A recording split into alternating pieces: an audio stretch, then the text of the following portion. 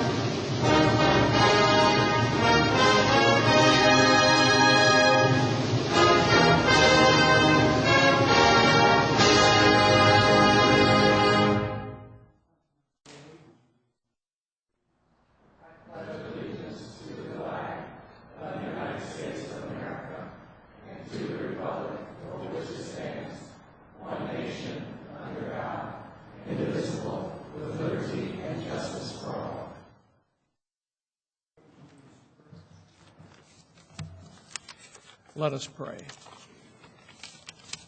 Good and gracious God, this city and this nation will be celebrating Thanksgiving Day in just a short time. In spite of all the difficulties and problems that face us as individuals and as a community, the members of Columbus City Council rise to offer thanks to you for the privilege of serving the citizens of this city of Columbus. To be thankful is to realize that none of us is the source of our own blessing. The members of this council depend on your grace and the goodwill of people to do the job the citizens of Columbus have chosen them to do. For the support of the people and for the constancy of your love and grace, Lord God, the members of this council are grateful. As the citizens of this city sit down as families this week to celebrate this blessed holiday, help all of us to be thankful for all we have received and for the special people who are in our lives, and for the freedom and opportunity that are available to us in our city and in our beloved country. May we continue to live lives that express the gratitude that we have to you, good God, and the commitment all of us, especially the members of this council, have to help make the lives of the citizens of our city more meaningful and productive, so that all of us can have the rewards of a good life and the assurance that you are with us always and that you never allow us to face our challenges and difficulties alone. Amen.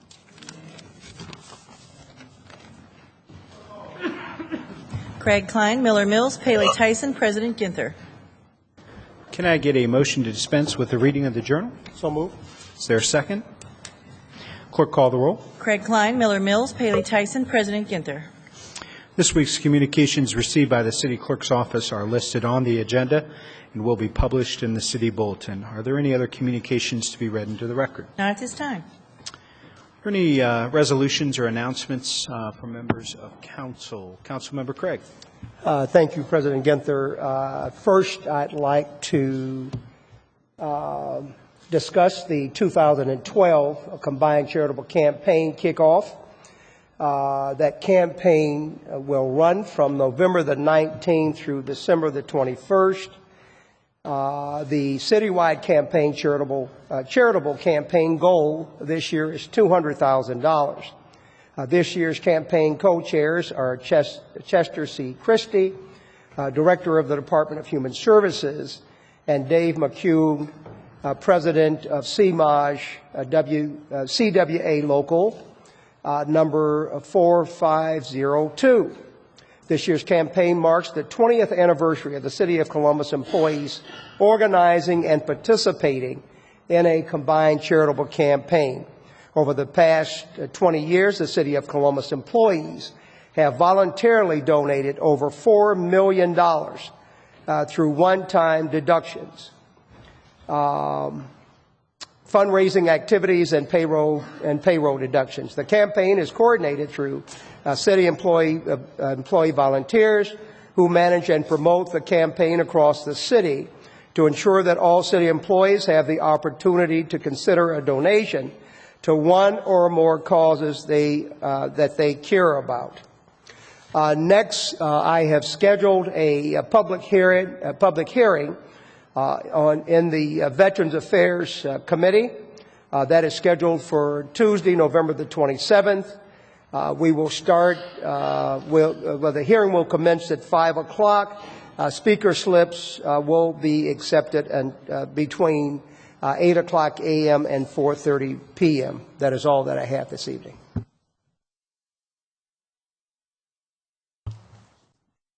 Thank you, Councilmember Craig. Councilmember Klein.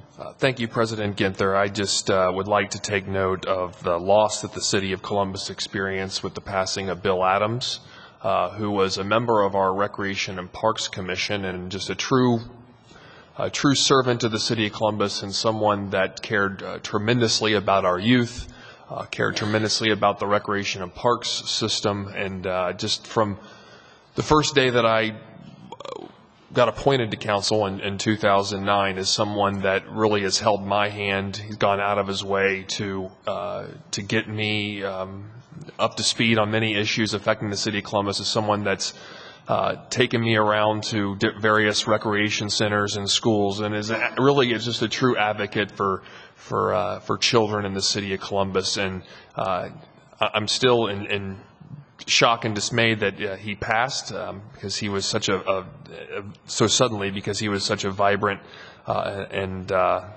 healthy man. So that's really a tremendous loss to the city of Columbus.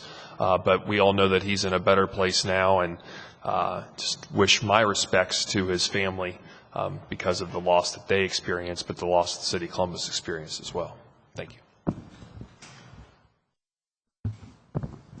Councilmember Craig, did you want to make a? I want to ask if I know that all of us knew Mr. Adams very well, and if there were any comments that folks would like to make at his dramatic and tragic loss. I wanted to make sure folks had an opportunity to do that. Thank you very much, President Ginther, and thank you very much, Chair. I think your points were so well taken, well articulated. I also wanted to mention that Mr. Adams was very active in his church as a volunteer, and even beyond that, in the work that he provided in the community for young people. Just a true advocate, as you already indicated. I don't think that words would adequately express just the deep loss that we feel. Mr. Adams was always committed. A person that you could really count on for not only just the young people, but all that he served our seniors. Just a person that if his word was his bond, and certainly a veteran. That we thank you for mentioning that. And I was always proud and honored to be with him, certainly around that issue. So his commitment, his leadership is far-reaching, and we give our deepest regrets to his family. And we want them to know that we love them, and we're praying for his family. Thank you. Councilmember Tyson. Thank you, President Ginther and Chairman Klein.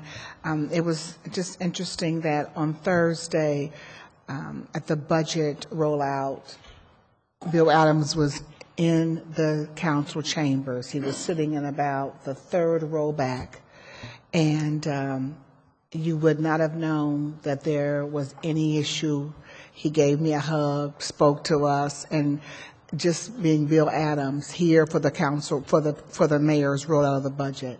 And not only was he an advocate, as Councilman Klein and Craig has said, for children, for recreation and parks, but he was a major advocate for this city. And you never heard him say a disparaging remark about the city or anyone that was employed at the city and the work that we do here. He was always such a positive advocate, even when we were, the times when we had a very lean budget and we had to, close down some of those rec centers.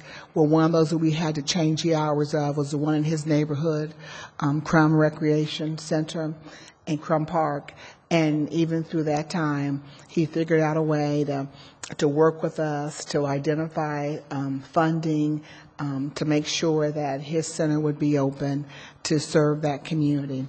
As Councilmember Craig said, he was a member of the hospitality team at First Church of God, and I got to work with him on that team, and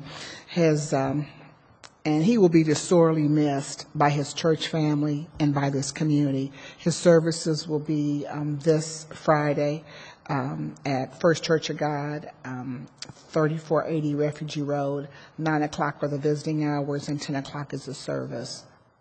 7 changed now. The first was 9 and 10, but now they've changed it. And so he will sorely be missed, and just loved our city, and so sad for his family. Thank you. Councilmember Mills. Simply to echo the other sentiments of my fellow council members, Bill Adams, just an incredible person, just incredible amount of time he gave of himself for the city. He was one of the founding members for the Coalition for Nonviolent Columbus, served on the Diversity Recruiting Council since its inception in 2008, and always an ambassador when it came to the Division of Police and Fire. And just a tremendous person, always there to speak at time of reaccreditation for the division and to speak about the work that goes into recruitment and insisting that we continue to work hard to diversify our safety forces, and just contributions throughout the city, and always positive, always energetic, always there, and just a true ambassador for the city of Columbus. Could go anywhere and talk about the city in just the most positive light. He will definitely be missed, and send all of my prayers and condolences to his family. I want to give thanks to God for bringing Bill Adams into my life. He was a great asset to the East Columbus neighborhood. I met him when I was a school board member, and we worked for almost 8 years, Director, to tear down those drug houses across the street from East Columbus Elementary School. And Mr. Adams is the major reason why the city and the school district were able to work together to get that done. So, special man, and a great asset that we're going to miss a great deal. President Pro Tem Miller. I just have to say a couple words about Bill Adams. It was kind of ironic. Maybe 2 weeks ago at church, I was able to spend almost an hour and maybe 20 minutes just talking to him. And he loved Columbus, but he also loved his country. And he was a veteran, but he also worked for I believe the Defense Department doing some things. But his love for his country was also there with the love of Columbus. But one of the things that he was discussing with me was as he worked with the several neighborhoods throughout Columbus, he always came to council giving us support, and also administration support on making tough decisions for the future of Columbus. And he actually was thanking me, when I should have been thanking him, about his service, about the hard decisions that sometimes the elected officials have to make for Columbus. And I will never forget that for the rest of my life, having that conversation with him. So my condolences are with his family, and I know that he's in a much better place. He's in heaven, enjoying his peace.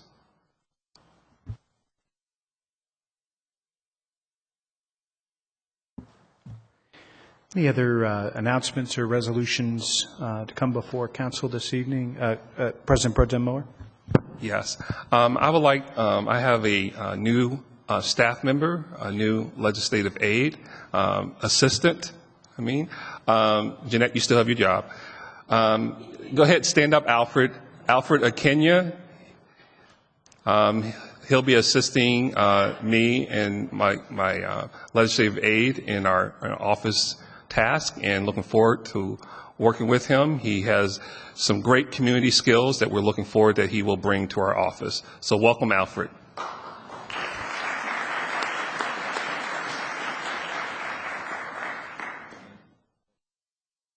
Councilmember Mills, Councilmember Paley, Councilmember Tyson.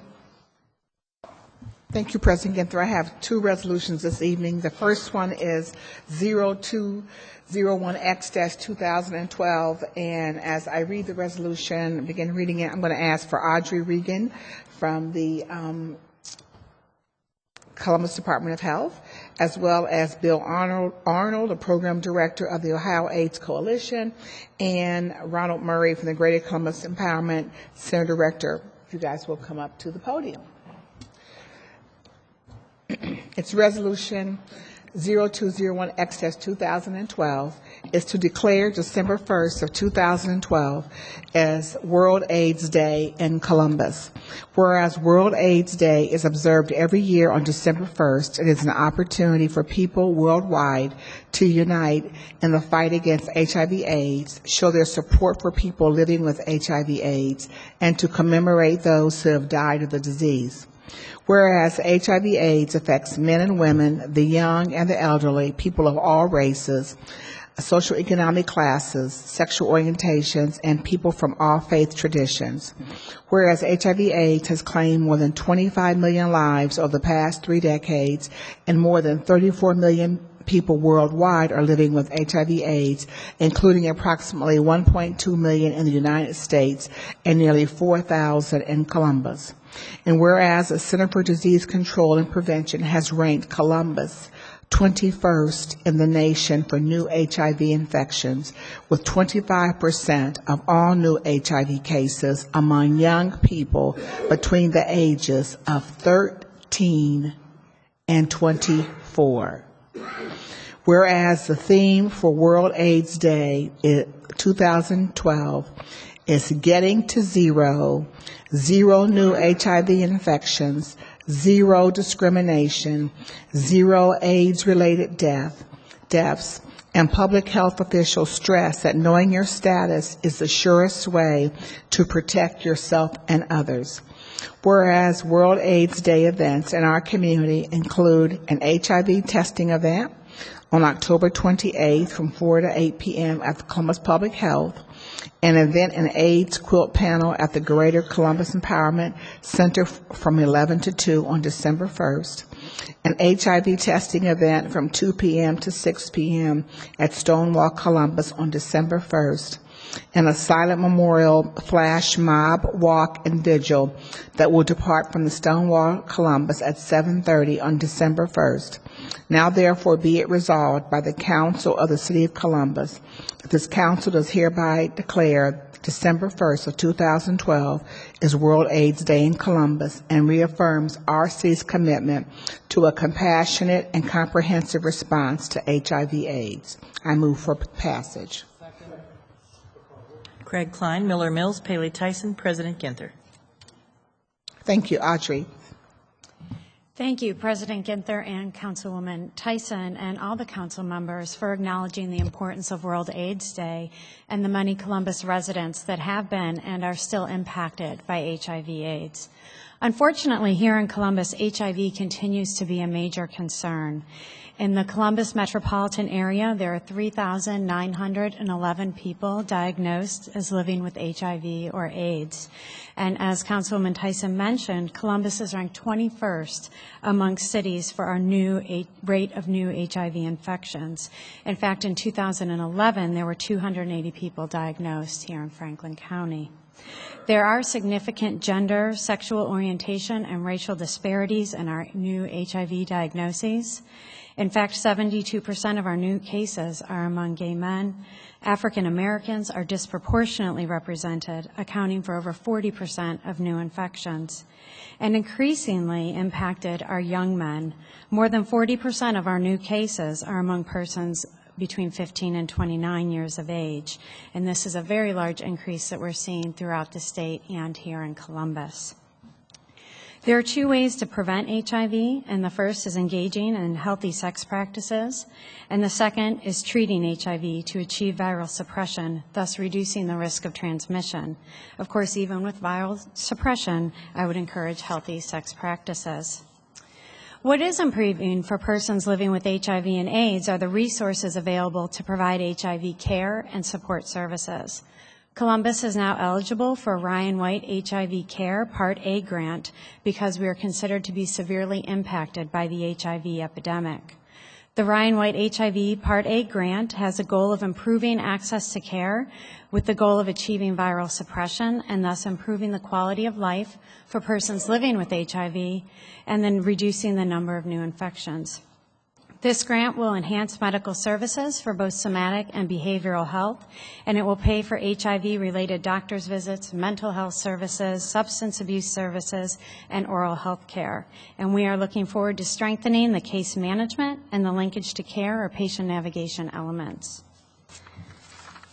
A major strategy for stopping new HIV infection is knowing one's status. The Centers for Disease Control and Prevention estimates that about 18 to 20% of people who are HIV positive do not know their status. So this was 1 in 5 people who are HIV positive don't know it. And these undiagnosed individuals account for about 50% of the new infections. So it's imperative that everyone know their status. Columbus Public Health is fortunate that we are able to partner with the AIDS Resource Center Ohio, the Empowerment Center, the Ohio AIDS Coalition, and Stonewall Columbus to regularly offer HIV and other STD testing in our community. And as was mentioned in recognition of World AIDS Day, there are some additional testing events that will be scheduled, and I'll let our partners from the Ohio AIDS Coalition speak to that.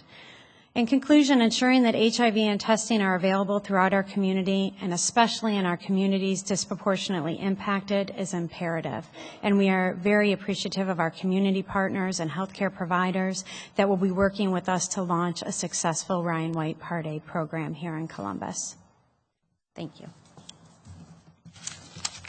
Thank you, Audrey.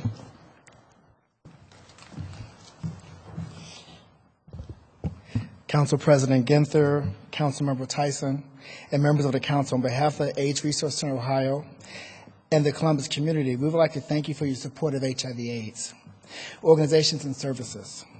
HIV incidents continue to rise in our city, and we all play a part of protecting and serving the community. Without your support, raising awareness and decreasing the spread of HIV would be much more difficult.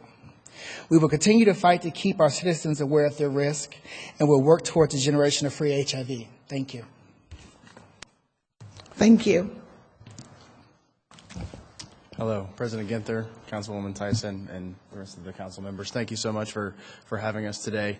I'm Bill Arnold, the program manager of the Ohio AIDS Coalition, and I briefly wanted to kind of touch on some of the events that would be happening. I know Councilwoman Tyson did review those, but I kind of just wanted to speak to the importance of those events. There will be additional testing happening at both Stonewall Columbus and Columbus Public Health. Both play a critical role here in the city for helping educate folks and obviously reduce HIV incidences. The other event that I wanted to highlight was the AIDS panel creation event that will be happening at the Greater Columbus Empowerment Center. That is located at 1780 East Broad Street. Those are very powerful reminders of the folks that we have lost. Just the one detail that I was unaware of for some time, the size of those panels are 6 foot by 3 foot. That is a representation of a human grave. So when you're able to view a panel, knowing that bit of information makes it a little bit more impactful. So again, I just wanted to thank you for having us, and thank you for allowing me to elaborate on those events. Thank you for coming down this evening. And this resolution and the next one that I'm going to give really are around 2 illnesses that are absolutely preventable. And I just want the viewing and listening audience to just, to get tested. As you can hear now, people thought about AIDS, they thought of a disease that was for older individuals, but now you're hearing 13 to 24. And so for those of people in the viewing and listening audience, you have children in that age group, we need to be concerned about this disease. It is preventable. You have to have conversations with your young people. We have to have conversations with all the different groups that their numbers are increasing, not only with the young people, but with people of color. And this disease does cost us. It costs us. The amount of money that it takes to be able to have, over a lifetime of someone with HIV infection, this is probably from adults, almost $380,000 per individual. The numbers are increasing worldwide. In 2009, $13 billion was spent in fighting this disease. $35 billion will be over the next 20 years, and after that, $722 billion if we don't figure out a way to prevent this disease. The dollars they just talked about, we got this Ryan White grant, not because we applied for it, but because the numbers of individuals in our community that have HIV/AIDS prompted the government to send those dollars to our community for individuals to get the proper health care. But we've got to deal with the prevention of this disease. So I thank you for coming down. This is very serious. I'm glad we're to have a World AIDS Day, to be able to talk about it is good, but we need to begin to figure out how, because it's not a curable disease at this point, how do we prevent this disease? Because I am concerned about young people and certainly people of color, and our listening and viewing audience hopefully will be concerned about this too. Thank you for the work that you're doing. Greatly appreciate it.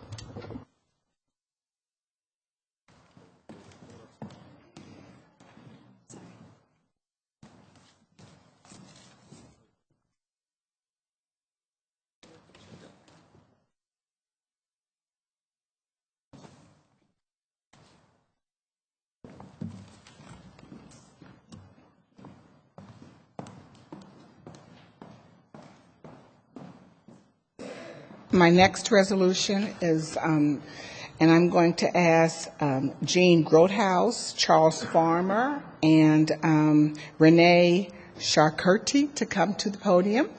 And it's Resolution 0202-X-2012 is to declare November as National Diabetes Month in Columbus. It is whereas diabetes is a chronic illness that can lead to serious complications such as heart disease, stroke, kidney disease, blindness, and amputation. And whereas nearly 26 million Americans have diabetes and an estimated 79 million adults have prediabetes, a condition that places them at an increased risk for developing type 2 diabetes and heart disease. Whereas the Central Ohio Diabetes Association reports that in Central Ohio, more than 200,000 people have diabetes. There are 13,000 new cases every 2 years. Half of all diabetics are undiagnosed, and 1 in 10 people will develop diabetes in their lifetime, with the CDC projecting that number to rise to 1 in 3 in the next 20 years if changes aren't made. 1 in 10, 1 in 3. Whereas diabetes affects people from all walks of life, it takes a particular toll on the poor and minority communities. For instance, Columbus Public Health's Office of Assessment and Surveillance reports that in Franklin County, African Americans are 2.6 times more likely than whites to die of diabetes.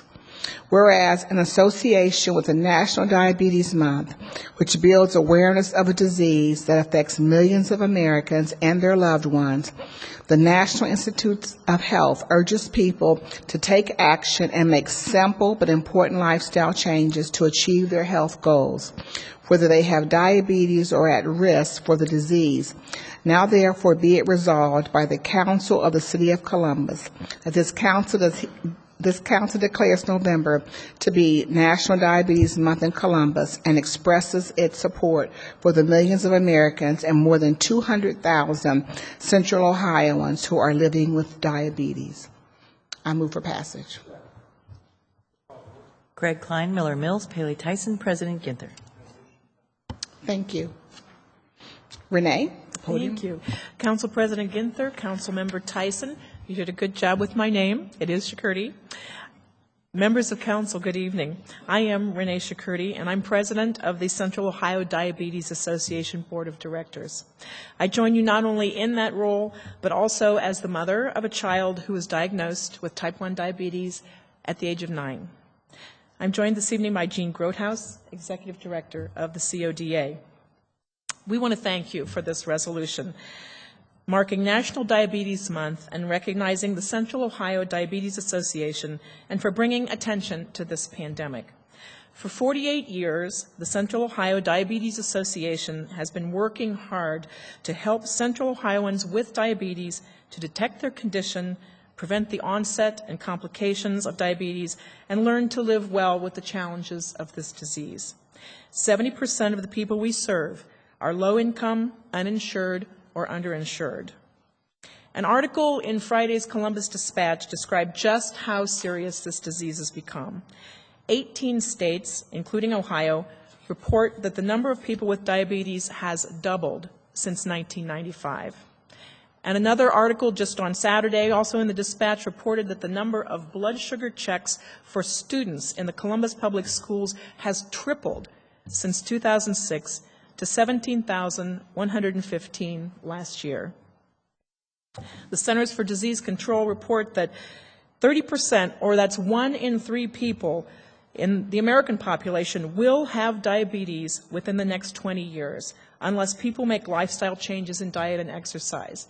Now, you hear a lot of these statistics, and it's kind of hard to visualize sometimes. What does that mean? But I picture my own neighborhood and the street that I live on. Nice residential areas, some empty nesters, some folks with families, maybe 2 or 3 children. But let's assume that it's an average of 3 people per household. So what this means statistically is that if you went down my street and went to every single house and picked out one person in that house and said, you get diabetes, you get diabetes, you get diabetes, that is what this diabetes epidemic looks like. And it's often those most vulnerable, the young, the uninsured, the underinsured, minority populations, and those facing economic hardship who are most adversely affected by this costly chronic disease. At the CODA, we actually see people, clients who come in and are trying to decide whether they can afford food this month or their insulin. Complications from diabetes, the 6th leading cause of death in Ohio, include preventable blindness, kidney failure, lower limb amputation, and people with diabetes are 2 to 4 times more likely to suffer from heart disease and stroke. And diabetes is not only a health issue, but also an economic issue. In the 3 congressional districts that make up Columbus, the economic cost of diabetes is nearly $1 billion a year. And I know I don't have to give you an example of what $1 billion looks like. Your attention to this issue as a city council is more welcome and more important than ever for the Columbus community. Please know that the Central Ohio Diabetes Association, supported by our national partners, the American Diabetes Association and the Juvenile Diabetes Research Foundation, continues to provide effective prevention and treatment programs for our community so that we don't become part of this alarming statistic. In addition to prevention programs, our diabetes camp for children, diabetes education classes, and outreach and detection programs are all designed to help people to learn to live well with the challenge of diabetes. And as always, at the CODA, no one is turned away for inability to pay. This resolution and the proposed additional investment in the human service arena in Columbus in 2013 shows that we live in a city that cares. And for that, we are very, very grateful. Thank you again for declaring November as National Diabetes Month in Columbus and for your attention to this urgent issue of diabetes. Thank you. Renee, thank you for coming down and sharing those comments, and just appreciate your work.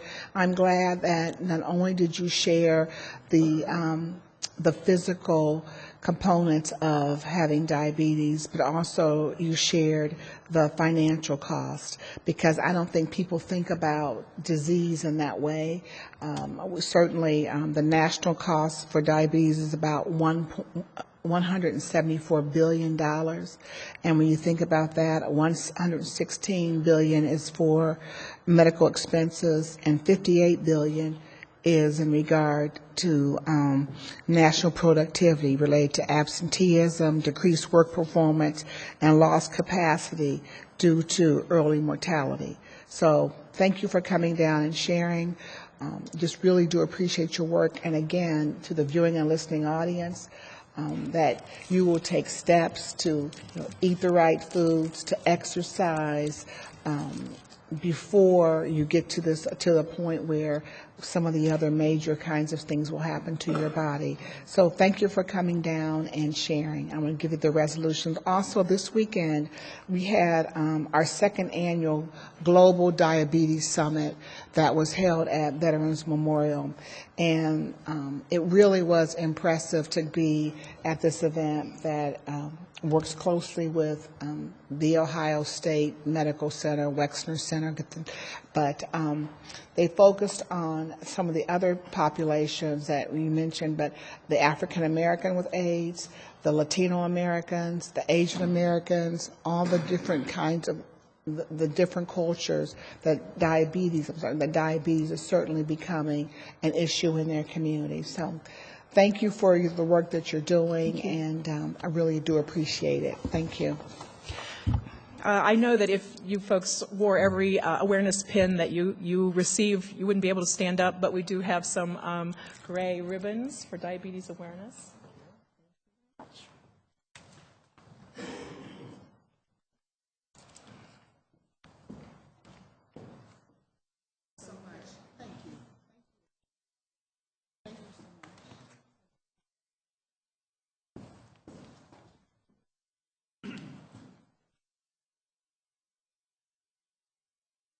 President Ginther, that's one more announcement, but it was really important to spend some time on these two preventable illnesses, and hopefully people will see the seriousness of them and will act accordingly. I also, on each of our council members' desks too, I put "I'm a healthy Buckeye." This was something that I received. I know this weekend is the big Michigan OSU game, and it's important that if you're wearing this button to say that you're exercising, you're eating properly, you're getting the proper rest, you're doing the things you need to do to be a healthy Buckeye. And so, and lastly, tomorrow, on Tuesday, the 20th of November at 5:30, we will have our budget briefing with presentations by our auditor, Mr. Hugh J. Dorian, and the mayor's administration, and there'll be no public speakers tomorrow. Thank you. That's all I have this evening.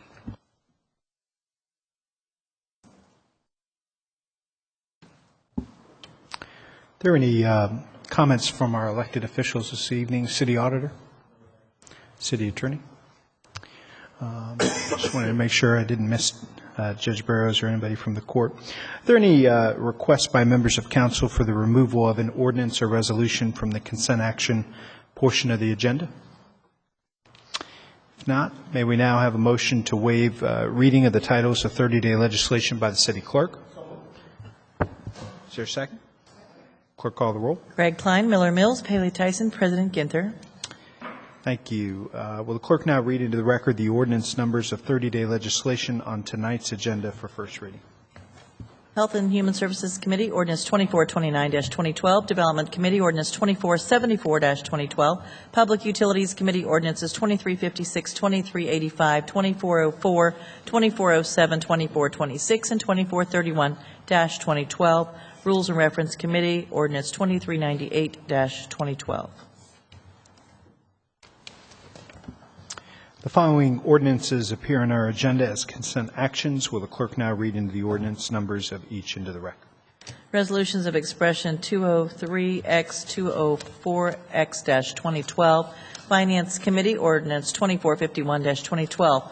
Health and Human Services Committee, Ordinances 2340, 2415, 2511-2012. Development Committee, Ordinances 2441, 2485, 2498, 2499, 2500, 2501, 2502, 2503, and 2522-2012. Technology Committee, Ordinance 2361, 2364, and 2458-2012. Public Safety and Judiciary Committee, Ordinances 2265, 2436, 2439, 2464, 2465, 2486-2012.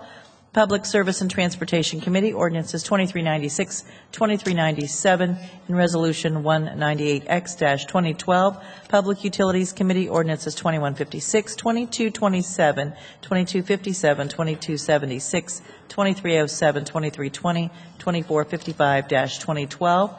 Appointments from the Mayor's Office, numbered A0 170, 171, 172, 173, 174, 175, 176, 177, 178, 179, 180, 181, 182, 183, 184, 185, 186, 187, 188, and 189-2012.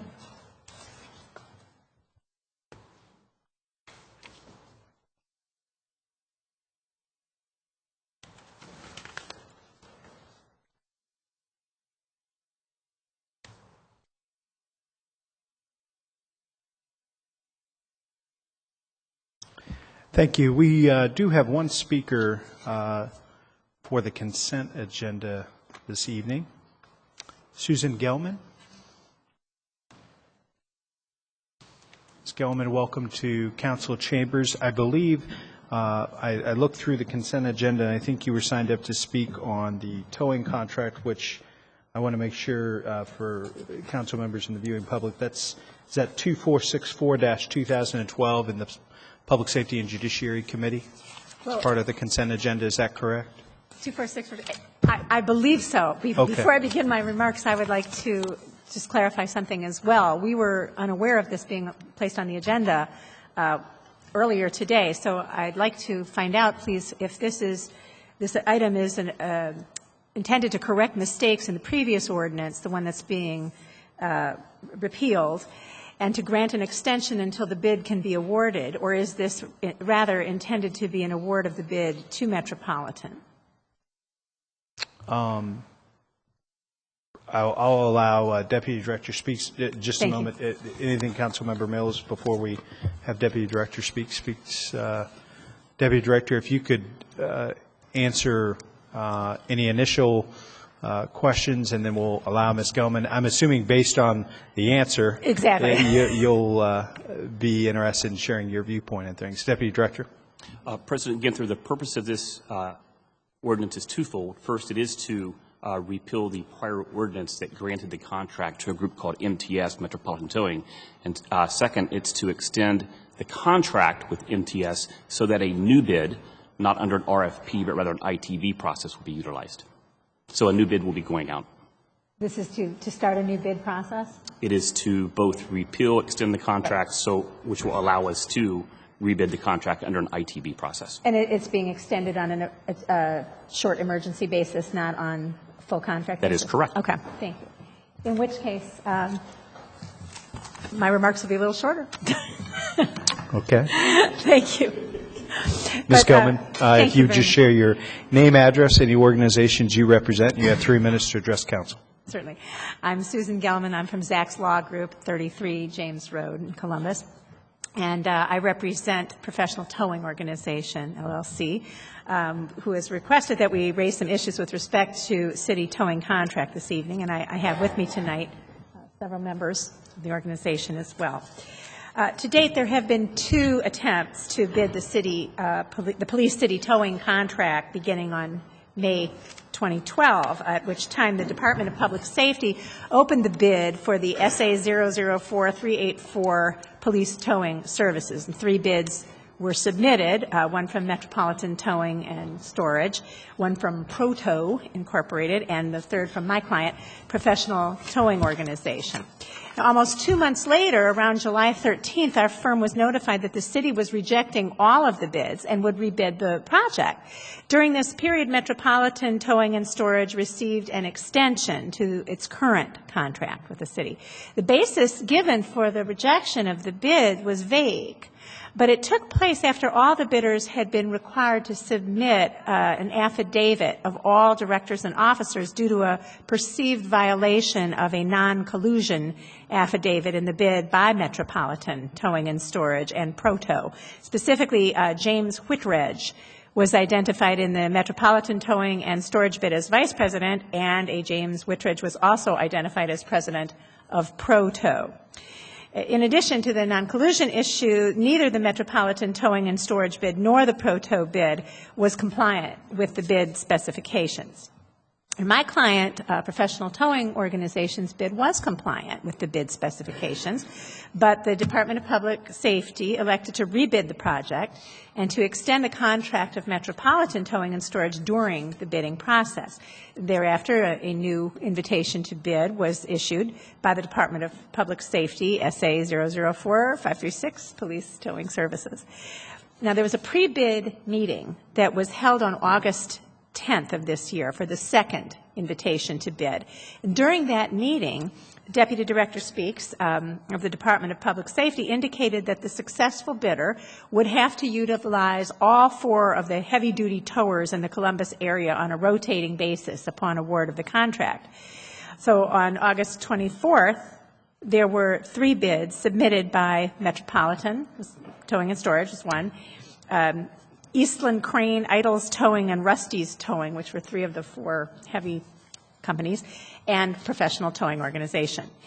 Now, Eastland Crane, Idles Towing, and Rusty's Towing are 3 of the 4 heavy-duty towers referenced by Mr. Speaks, the 4th being Pro-Tow. The same 3 towers, in addition to the 4th, were all included in the Metropolitan Towing and Storage bid. So not only was the position of Deputy Director...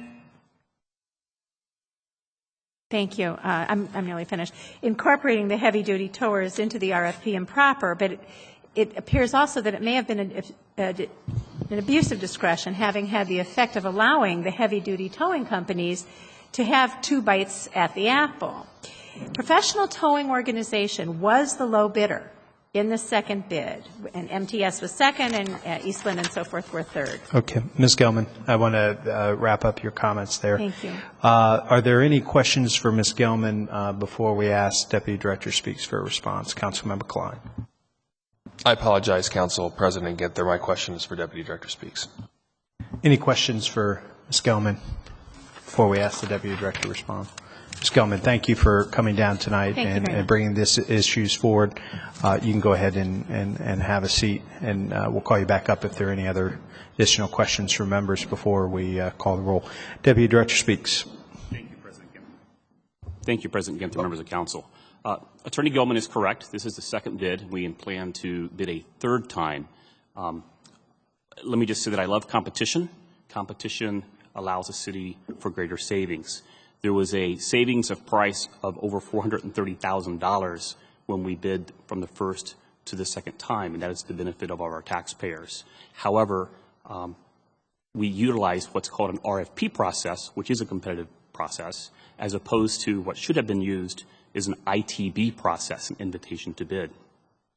I myself did not catch that, and quite frankly, the reason being the city is more restrictive in its code than the Ohio Revised Code is with respect to RFPs.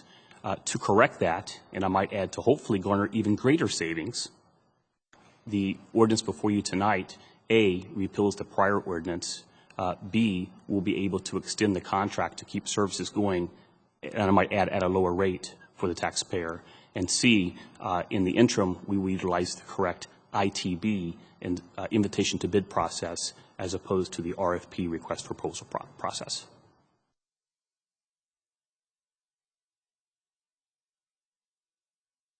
Councilmember Klein. Thank you, Council President Ginther. Deputy Director Speaks. When I look at the legislation, it says that the contract with Metropolitan Towing was effective October 1, 2012 through February 28, 2013, which is this coming February. Correct. But it says the contract compliance expires in September 30th, 2013. So I'm just trying to reconcile what the differences between those 2 dates are and whether the $800,000 covers through February 28th, 2013, or the $800,000 covers to September 30th, 2013. Councilman Klein, members of council, it is the former.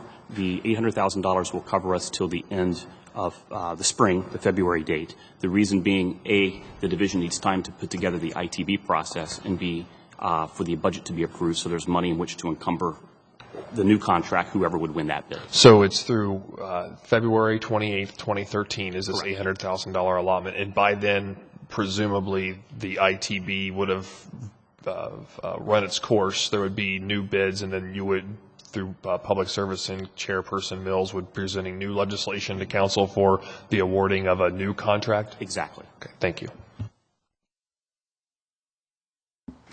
Any other questions or comments from council members? Thank you, Deputy Director Speaks. At this point, I'd entertain a motion for approval of these items designated as consent actions. Is there a second? Clerk, call the roll. Craig Klein, Miller, Mills, Paley, Tyson, President Ginther. Consent agenda carries. We will now proceed with the second reading of 30-day tabled and emergency legislation. The first committee is the Finance Committee. Councilmember Tyson chairs that committee. Madam Chair, the floor is yours. Thank you. The first ordinance that I have in finance is 0200X-2012. It's to declare the necessity and intent to appropriate fee simple title to and lesser interest in real estate in connection with the Central Outpost relocation project and to declare an emergency. I'm going to let Director Rakowski speak on this ordinance. President Ginther, Chair Council, Chair Tyson, members of Council, I appreciate the opportunity to speak to this resolution tonight, and as such, I'll provide a little background as to how we got to this point in the process in the attempt to acquire property to move some city operations onto. It's been about more than a year. Actually, this process started back in June of 2011 when we signed some documents to move our operations off of Nationwide Boulevard, to move our Central Outpost, the Facilities Management Division facility, as well as the Environmental Blight Abatement Unit of Code Enforcement are all located down on this parcel along the river. The current site, as you know, is under revitalization and redevelopment in that general area in regard to housing and office redevelopment, as well as entertainment with the baseball stadium and the arena in that general vicinity. We believe that there are more appropriate and better locations for that are suited to the type of operations that we have down along the river currently, especially that Central Outpost, which has salt barns and brine tanks and heavy equipment and a maintenance facility for that equipment that's located very close to the river and is not an ideal location. There are very specific and certain geographic requirements associated with the relocation of the Central Outpost. It is very important that it is proximate to the downtown area. One of the difficulties that we've had over the course of time of more than a year in locating a appropriate site for the Central Outpost is that geographic boundary that we have attempted to work within. We can't have CNG-fueled street sweepers and plows and other equipment driving 10 to 15 miles during a snowstorm in relation to the plows to plow the downtown streets. It is very specific geographic location that we in proximity that we need to be into to service the downtown appropriately. The size of the site is also important. It needs to be in the range of 5 to 6.5 acres to adequately accommodate the operational uses that we plan to put on that site. When we look at the size of the site and the geographic requirements of the site, there are very limited number of sites that are available in the city of Columbus, in the downtown corridor, to house this operation, and they're rarely available for purchase. And I can tell you that because for the last year we have pursued many parcels, some of which didn't meet the geographic requirements, others that were not an ideal location because of their proximity to other either residential or commercial uses that would not be compatible with salt barns and brine tanks, and the safety of having plows coming in and out of a facility on a main thoroughfares such as Broad Street. The site that we've identified that we are asking the council's permission to begin to appropriate is strategically located and it meets all of the city's needs. The site also provides opportunities to share services. It is across the street on McKinley Avenue from the CODA bus depot. We have talked to CODA. There's an intention for CODA to put a CNG fueling station at that location. It would allow us to benefit and help our partner by fueling city vehicles. As you know, we're converting as many city vehicles, large vehicles, as we possibly can to CNG. So there's a synergy associated with this site working with one of our regional partners. I would also like to say from the time that this property was publicly listed for sale on 9/26 of 2012 to the notification, and we have presented a timeline to all council members, to the notification on 10/25 that received that they had signed a contract with another buyer. The city has approached and continues to approach this real estate transaction in an open, fair, and professional manner and in good faith. We do believe, and I think this is the most important factor in your considerations, that this purchase is in the best interest of the citizens, residents, and the businesses of the city, particularly those that are located in the downtown core. As we know, public and private entities continue to make investments in the downtown area and its adjacent neighborhoods, and having proximate and efficient facilities is extremely important to the ongoing success, growth, redevelopment, and safety to those operations, those businesses, and those citizens that are located here in the downtown core. I would also add that I hope that with the passage of this resolution, I know that we have spoke about this, Chair Tyson, that we can return to the table with the seller and negotiate a resolution to this acquisition that is amenable and fair to both parties. And with that, I'll end my talking points and take any questions.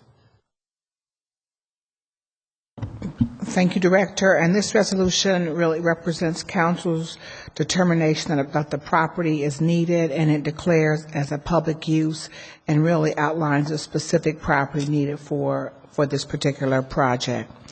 Are there questions on my council members? Councilmember Klein.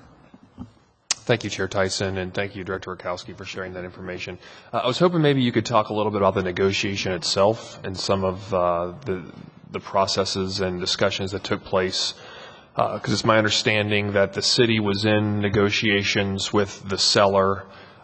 There was even at least an informal acceptance of some of the price, and then there were terms to be hashed out, and then all of a sudden the seller backed away and went with another buyer. Is that correct? If you could maybe give a timeline for that, please. Yes, Councilman Klein, President Ginther, Chair Tyson, and members of council. As I said in my earlier statement, we negotiated really starting shortly after we discovered that the property was listed on the market in September 26th of 2012, negotiated in good faith with the seller of that property. We went back and forth as we would in any of our negotiations. We went back and forth on price several times and came to an agreement on price. Our understanding at the time, and there is documentation that's available, that it was really some of the terms associated with the purchase contract that were at issue and not the price. So we had set up a conference call to go over those terms, largely believing that we were going to cross the T's and dot the I's at that point, as we always do in these types of negotiations, and come to agreement fairly quickly on the terms and conditions of the sale. As you mentioned, price was not an issue at that point. We had a conference call set up. As we were getting ready to move into that conference call, we received a call from the broker that the seller had signed a contract the night before, that the night before our conference call, to do what we believed was to finalize the contract. It's at that time that Staff came back to me. We looked at some other options first and foremost to see if there were any other options to acquire property that would meet our requirements. Spent some time doing that, even though we had spent more than a year trying to do that. It became clear that there was no other options for us that met all those requirements, that was in the type of a industrial area, that was a vacant piece of property like this property that had no operations on it, one that was for sale as this property was for sale. And at that time, my staff approached me and asked whether they should begin to research the process of taking this property through eminent domain. I asked them to research that and gave them the go-ahead to do that to make sure that we more than met all of the considerations that are a part of pursuing that avenue. When they did their research and they came back and satisfied me, I was asked them to sit down with the city attorney's real estate office and their chief real estate attorney to determine that, again, we had met the due diligence and done the homework that we needed to do in order to bring this to council. It was after that point that I approached the mayor, and the mayor agreed to take this approach, and we put the resolution together and came to council and began briefing council members.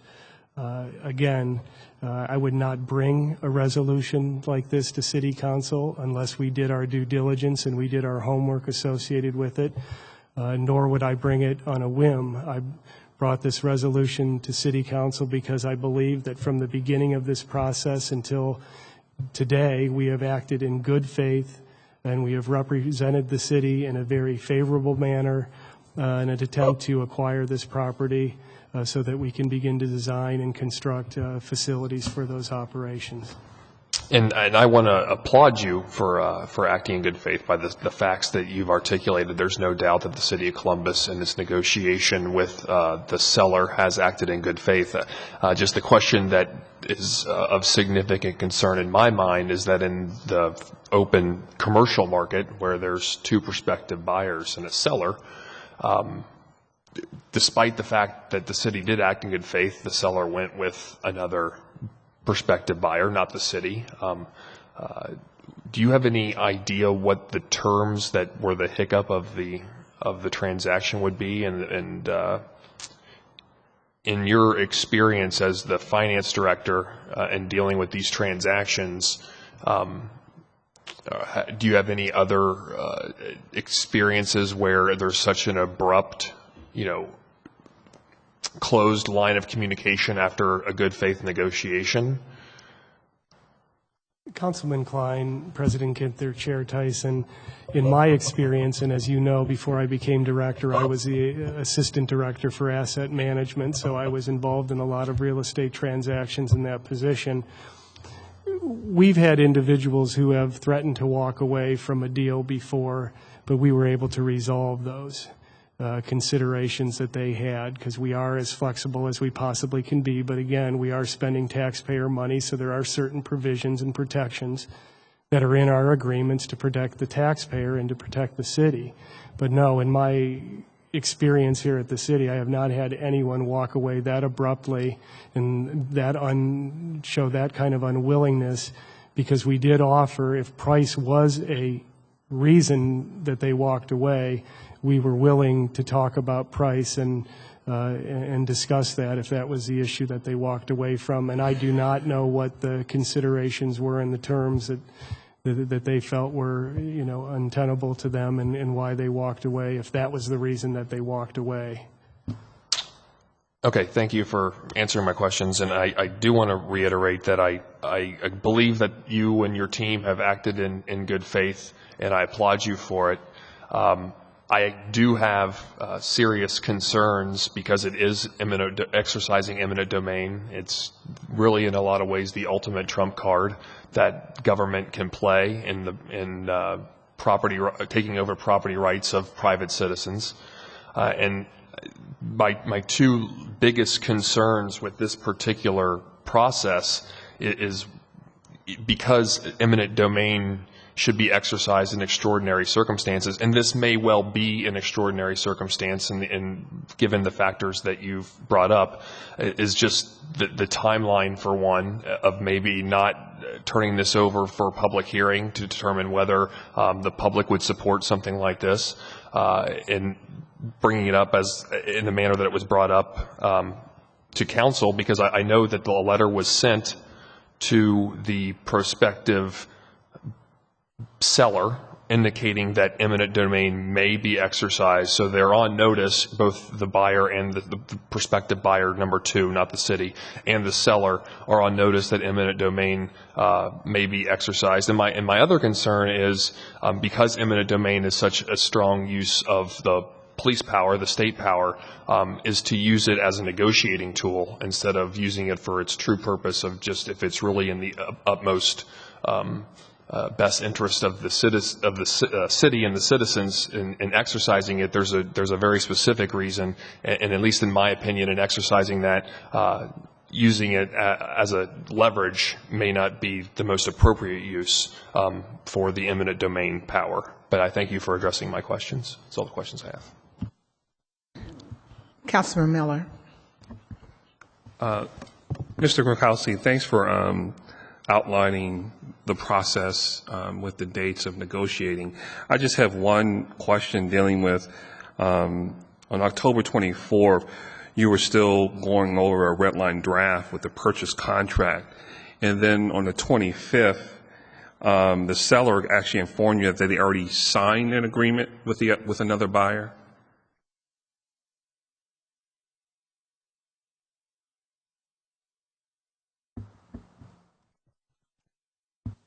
That's my understanding, Councilman Miller. I have Ann Kelly in the back of council chambers here. If that is not the case, I would ask Ann to come up, but I believe that is the case. You need her to come up?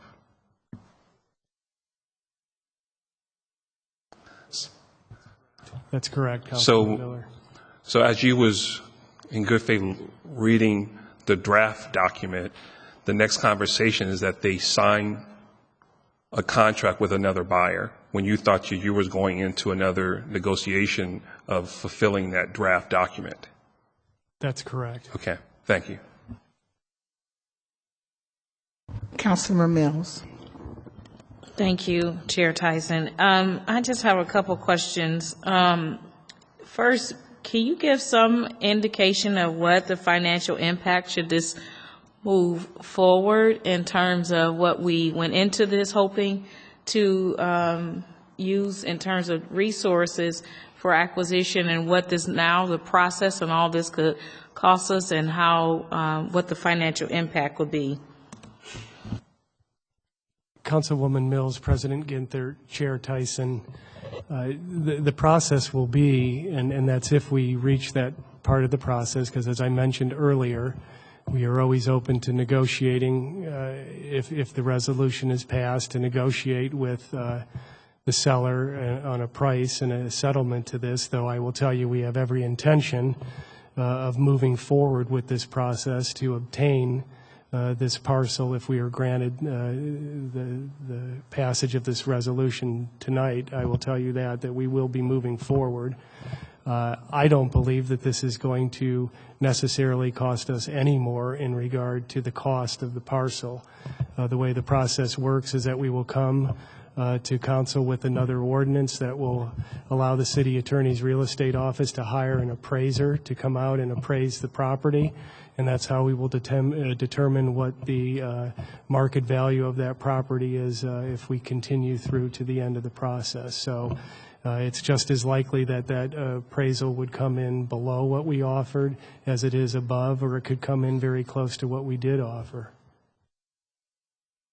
Thank you, Director Rakowski. And perhaps my next question is for the city attorney. In terms of what would be regarded as just compensation, and understanding in all of what we've been provided to read in this short period of time, understanding that there's a clause about what is considered just compensation and who determines and how do we arrive at what just compensation is? President Ginther, members of council, Councilmember Mills, You're going to get that determination right now. As I understand it, have you talked about the numbers that were offered in this contract? Do you want to? Already there's been a price offered to the seller by the city. Now another price has been offered by a new buyer. That's market price. So if you will, the price of this property and fair market value has now been established by this arm's length negotiations between these parties. So does that answer your question? Thank you.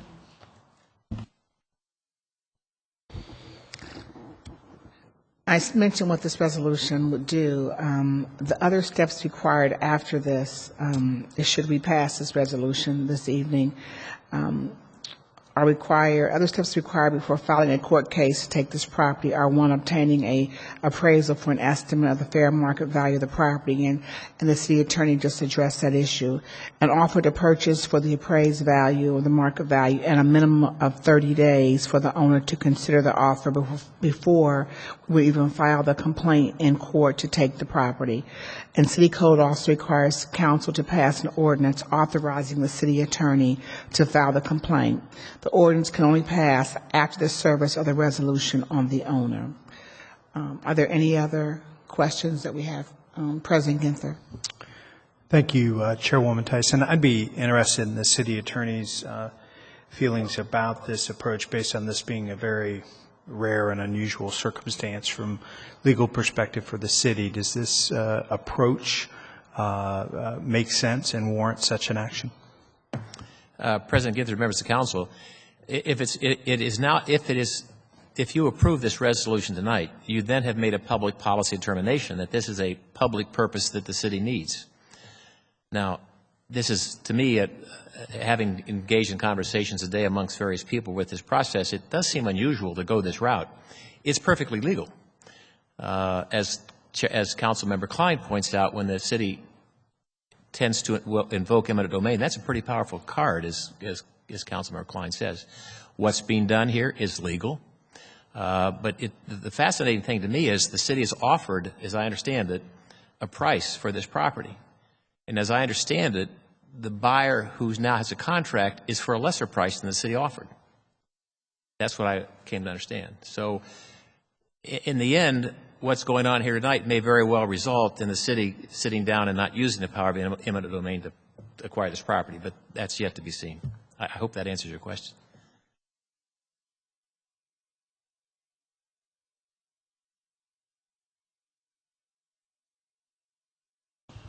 Any other questions?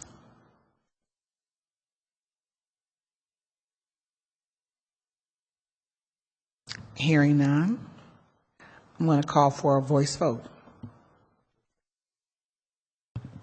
Clerk, call the roll by voice.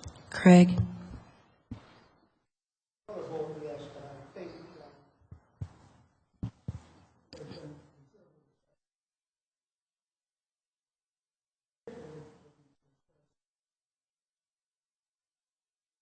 Particularly interested in the city's good faith effort regarding this matter. It is a very serious matter and one in which we ought not to take lightly.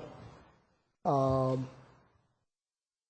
was interested in terms of the response regarding director's belief, the administration's belief, given the set of circumstances around this issue.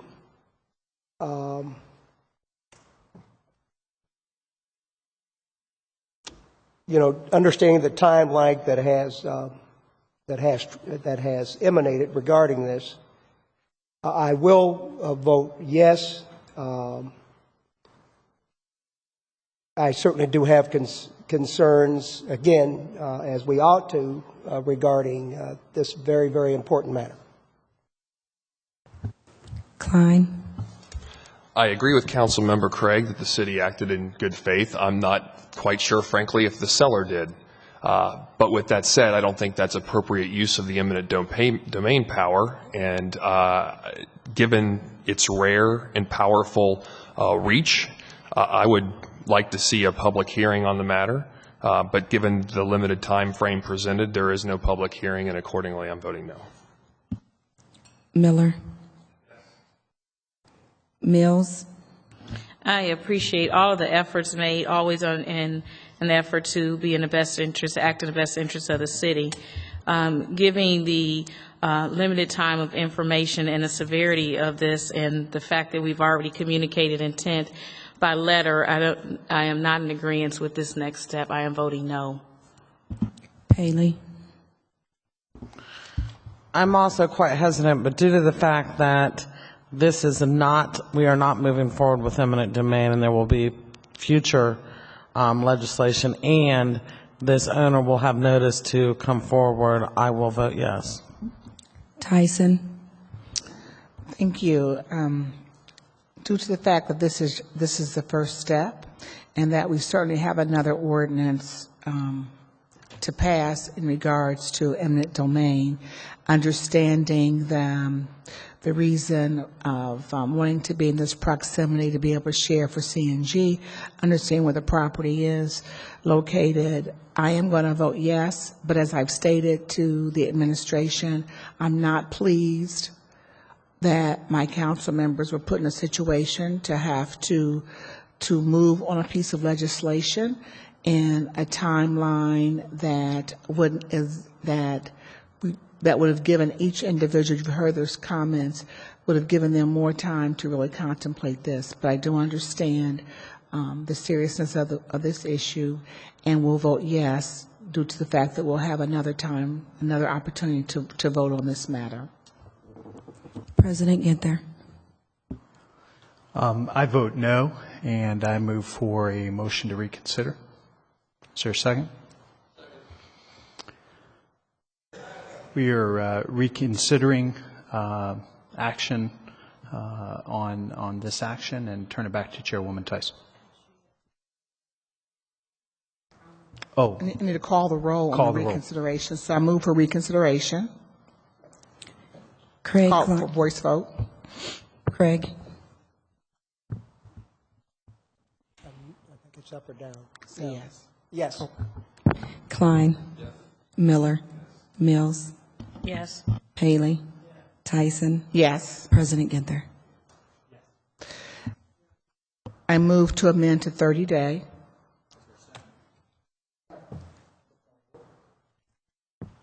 Craig. Yes. Klein. Miller. Mills. No. Paley. Tyson. Yes. President Ginther. I move, this constitutes a first reading only, and this legislation will appear for a second reading on December 3rd. I move for passage. No vote? Okay, then we're done.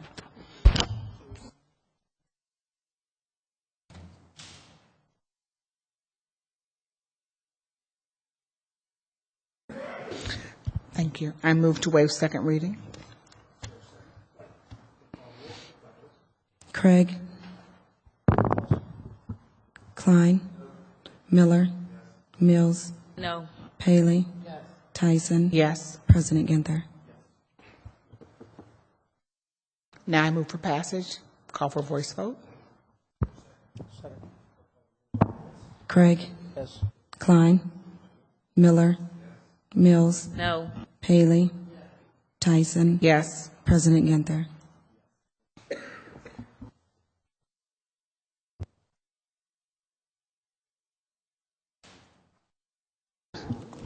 All right, thank you. And now move to ordinance number 2452-2012 to authorize the Director of Finance and Management to enter into a partnership with Propane Education and Research Council at PERC for the purpose of applying for the Propane Mower Incentive Program to reimburse the City of Columbus for the purchase of 14 propane-fueled zero-turn mowers and to declare an emergency.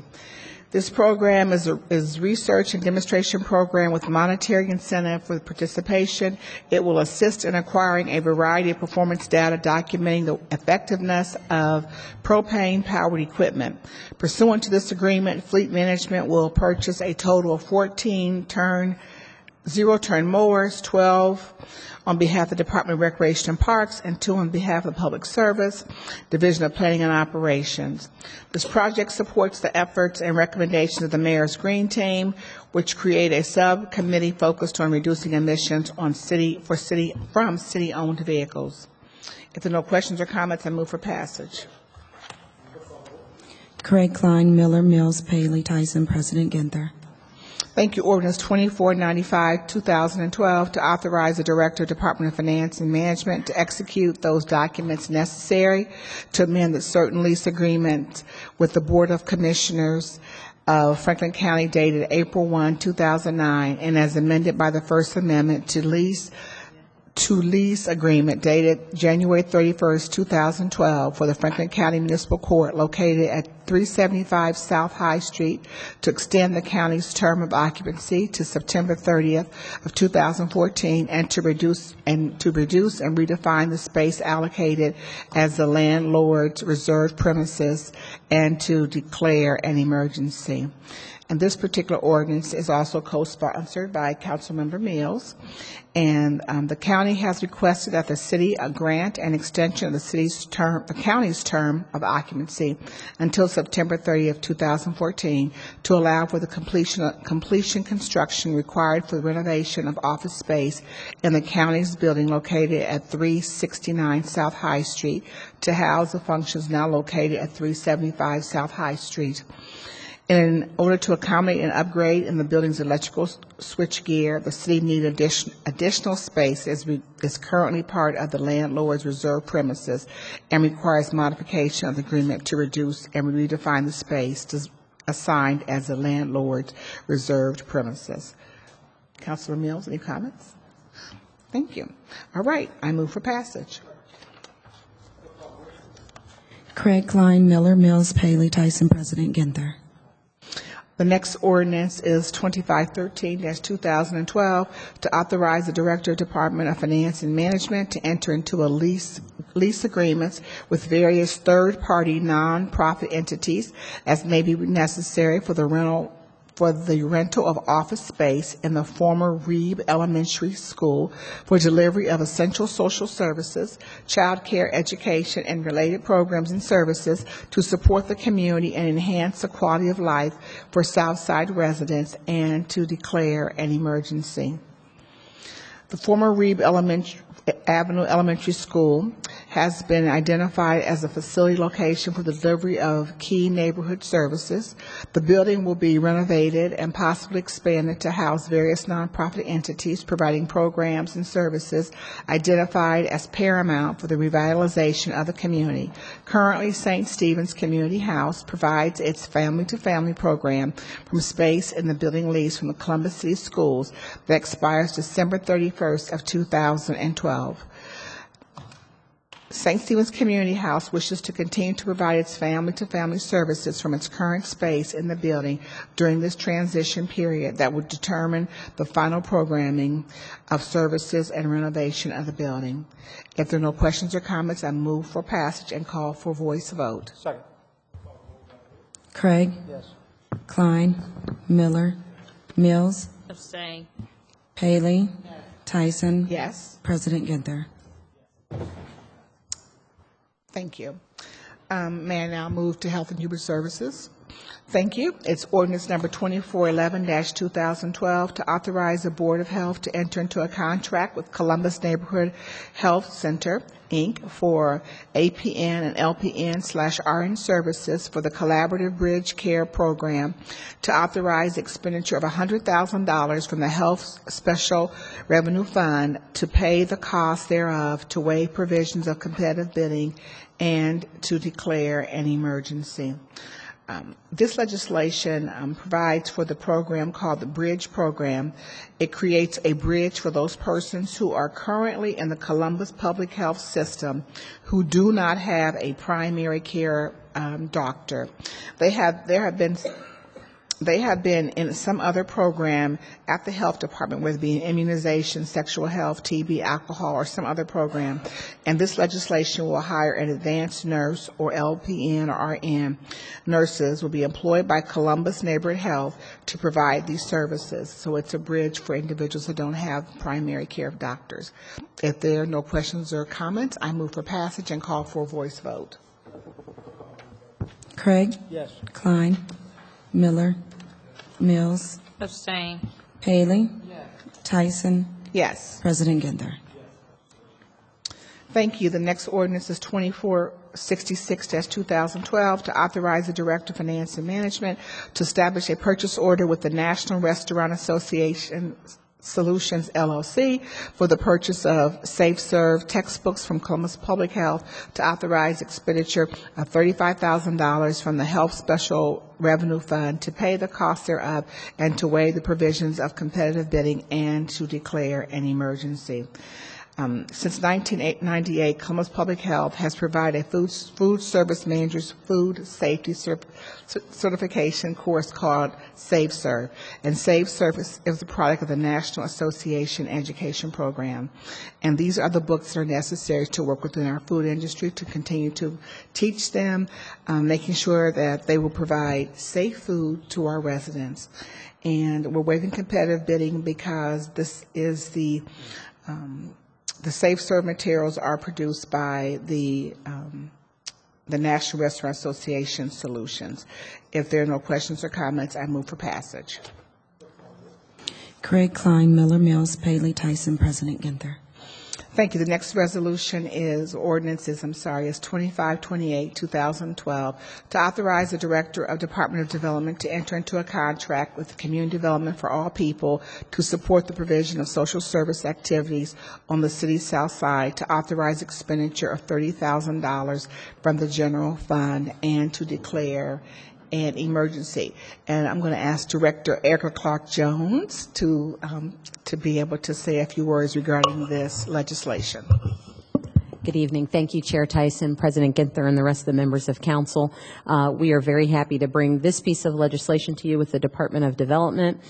Community Development for All People, when the Southside Settlement House discontinued operations, picked up several operations that were happening, several programs that were happening at the Southside Settlement House, and they moved the programs to various locations throughout the Southside community. This $30,000 piece pays for the rent in all of those spaces for 2012 and 2013 to continue those programs until we identify a permanent home, which we hope will be Reeb Elementary. Thank you, Deputy Director. And there are no questions or comments. I move for passage. Craig Klein, Miller Mills, Paley, Tyson, President Ginther. Thank you. That's all I have in my committees this evening. Thank you. Councilmember Klein, if you'd be willing, I think what we'd like to do is recess regular meeting number 59 and reconvene for zoning. Is there a second? Clerk, call the roll. Craig Klein, Miller Mills, Paley, Tyson, President Ginther. Regular meeting number 59 stands in recess, and we will reconvene for regular meeting number 60 for zoning momentarily.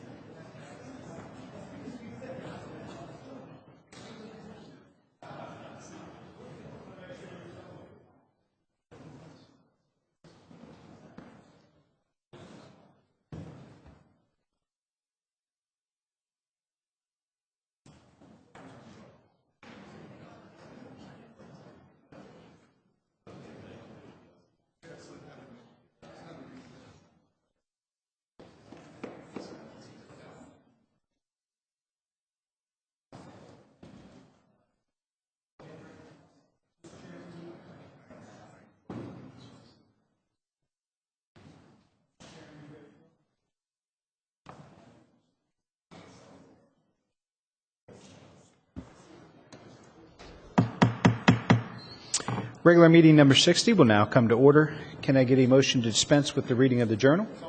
Is there a second? Clerk, call the roll. Craig Klein, Miller Mills, Paley, Tyson, President Ginther. Are there any communications and reports received by the city clerk? No, there are not. Are there any first readings of 30-day legislation? No, there are none. We will now go to the zoning committee. President Pro Tem Miller chairs this committee. Mr. Chairman, the floor is yours. Thank you, President Ginther. Tonight in the zoning committee, we have two items. The first one is 2384-2012 to rezone 2870 Stafford Road, being 8.89 plus or minus acres located at the northwest corner of Snufford Road and Smoky Row Road from R Rural and R2 residential districts to CPD Commercial Plan Development District. The applicant is Lemon and Lemon Incorporated. Proposed use is assisted living facility and housing for the elderly. It received a Development Commission recommendation for approval and also the City Department recommendation for approval. And I have no speaker slips, so if there's no questions or comments, I move for passage. Craig Klein, Miller Mills, Paley, Tyson, President Ginther. And for 2412-2012, I'd like to request that and table it until December 3rd of 2012. Craig Klein, Miller Mills, Paley, Tyson, President Ginther. Thank you, President Ginther, and that's all we have in zoning tonight. Thank you, Chairman Miller. I'd entertain a motion to adjourn. Second. Clerk, call the roll. Craig Klein, Miller Mills, Paley, Tyson, President Ginther. Staying in adjournment. We'll reconvene regular meeting number 59 momentarily.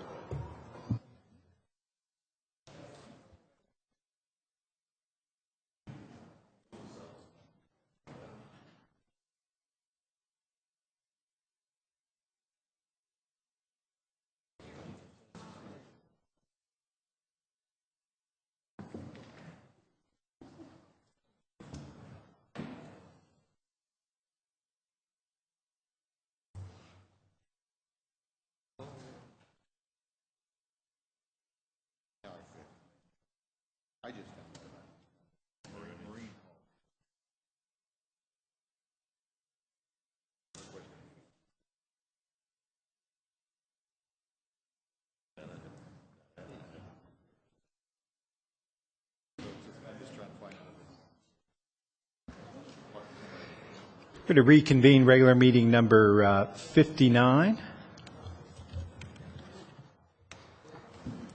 Our next committee is the Development Committee.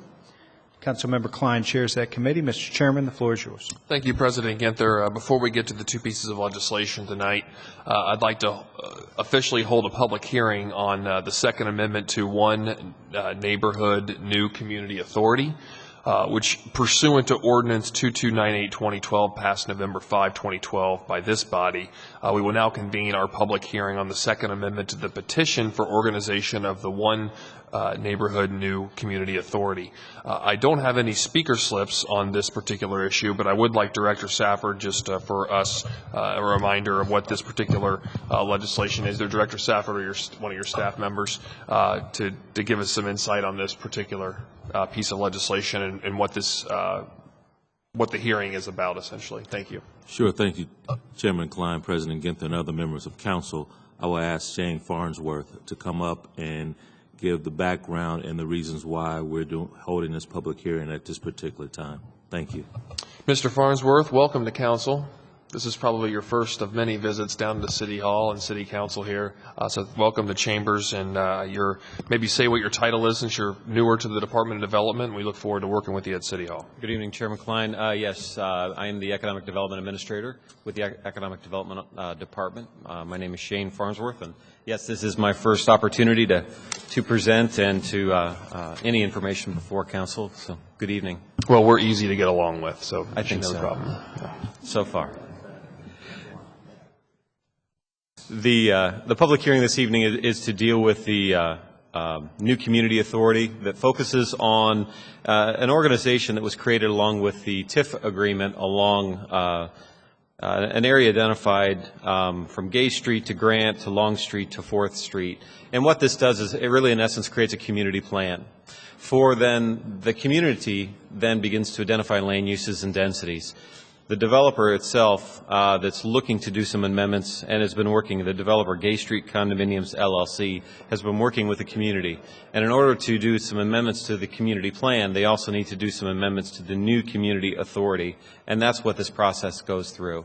In order to make those changes to the plan under Higher Revised Code, we need to first present that information, then have a public opportunity for comment, which is what we're doing here this evening, and then ultimately adopt those amendments through the Higher Revised Code. It allows the community and the city to work together to make that happen. Thank you, sir. Any questions or comments? Thank you. Thank you. That hereby concludes the public hearing on this matter. My first piece of legislation and the second piece of legislation all involve NSP1, Neighborhood Stabilization Program money. So what I'd like to do for the sake of economy and explanation is invite Director Safford or someone from his staff to talk about these two pieces of legislation, air out any questions or comments we have, and then we'll go ahead and move forward with reading the legislation. Director Safford. Thank you, Chairman Klein, President Ginther, and other members of council. I will ask Rita Perez, our housing administrator. As many of you know, she's the architect and manager of this NSP process, and she will briefly explain what we're doing with these two pieces of legislation. Good evening, Chairman Klein, President Ginther, members of council. I'm going to leverage off of your representation to Shane that you're easy to get along with and ask for your support this evening of Ordinance 2388-2012.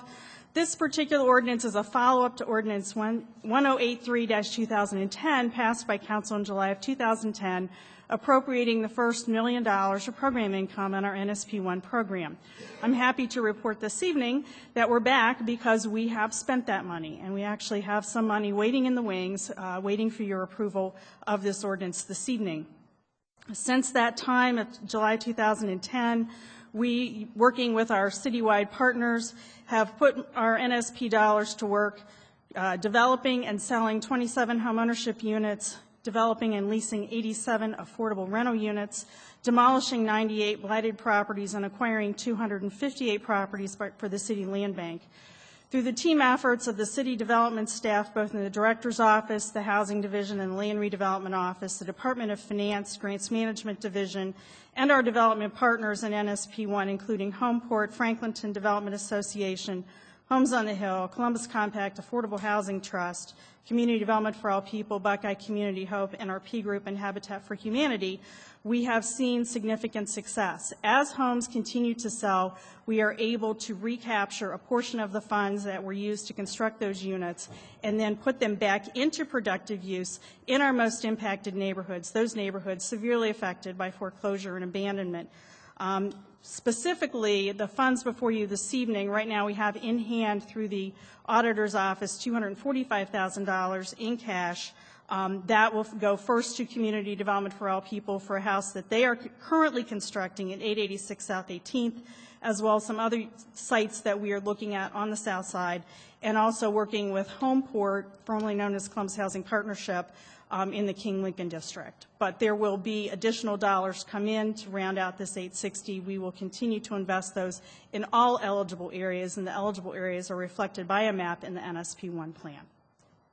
So if I understand this correctly, the city, under its NSP agreement, gets an allotment of federal dollars. That money is spent programmatically by the decision of you and the Department of Development with developers that are developing projects in the geographical required areas of the NSP1 boundaries.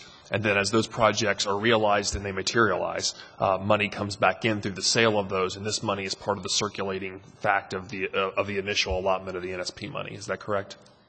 Chairman Klein, that's exactly correct. Okay. Any other questions or comments? Because that was more to 2388. So are there any questions about 2388? I'd like you, while you're up here, to talk about 2414 and what exactly that is, because they both deal with NSP1. That's correct. 2414 is a much more focused ordinance in that it is actually moving money around within the Land Redevelopment Office to extend 2 additional contracts for mowing and maintenance of land bank properties. There is $35,000 that is being released as part of one of the cancellations of an auditor certificate that is not being reappropriated at this time. We recognize that that is still out there, but they are holding, awaiting a decision on how they want to proceed with the maintenance of land bank properties. Any questions or comments? Thank you. Thank you. I'll now proceed to read the legislation that has been aforementionedly discussed by Director Priest, or not Director Priest, Rita Priest, Ms. Priest. 2388, 2012, to authorize the appropriation of $860,000 from the General Government Grant Fund Neighborhood Stabilization Program 1 grant to the Department of Development, to authorize the Director of the Department of Development to provide loans and grants to eligible projects and activities associated with the NSP program, to authorize the expenditure of $860,000 from the General Government Grant Fund, and to declare an emergency. I move for passage. Second. You're right, I do have a speaker, and I apologize to Mr. Wilkins. Come on down, Mr. Wilkins. Thank you, Councilmember Tyson, for highlighting that for me. Speaking in favor of 2388. Please accept my apology, sir. I accept your apology, young man.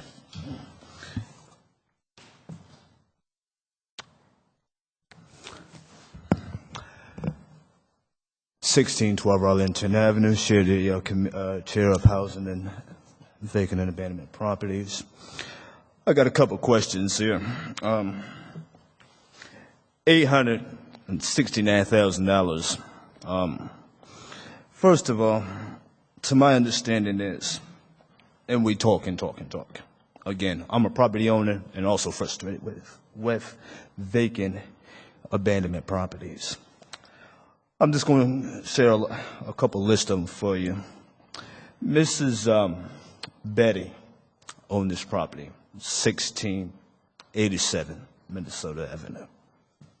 Property tax has not been paid, but to my understanding is we talk about a history of a neighborhood. I come to find out behind my house, 1617 Arlington, that was built in 1913. It's a historical house. By me looking on my computer and looking at these houses, they have a sustainability of a value to them. I want to bring to your attention of 1638 once again.